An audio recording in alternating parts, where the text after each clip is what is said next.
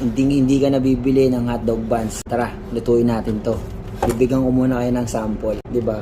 Kahit i-bend mo pa yan, turbol. Tara, gawin natin. Gumamit pala ako dito ng 2 kilo ng white wheat flour, 1 tablespoon ng instant dry yeast, 6 tablespoon ng white sugar, 2 tablespoon ng salt, at 1 liter ng warm water. At pinakahuli ko nga palang nilagay yung 150 grams ng softened butter at pinaikot ko ito sa loob ng 20 minutes. I like how you carry yourself, you really solid. Your facial smile got me all into you. Make me wanna pause my world just to get next to you. Ooh, you in it, yeah, I see it. So, time check is 12:15.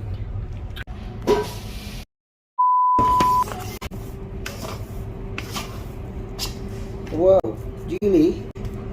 Kunin natin yung timbangan. Ang gagamitin natin pong portion is 100 grams. Ini ko dito para sa paggawa nito is papasok niya lang sa loob.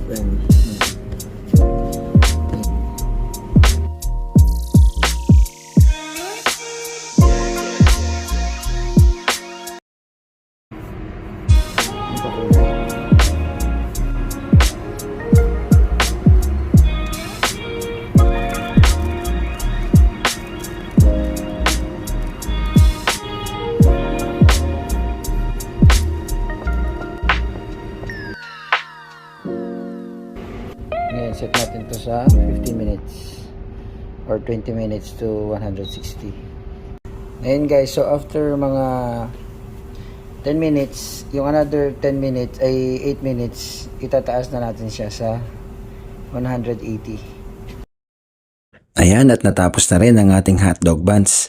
Patuloy niyo pong suportahan si Boss Kusinero at ako po'y natutuwa at umabot po kayo hanggang dito sa ating video.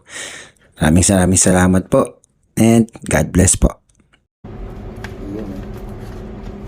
Napakalambot to guys. Oh, grabe naman ah. Oh.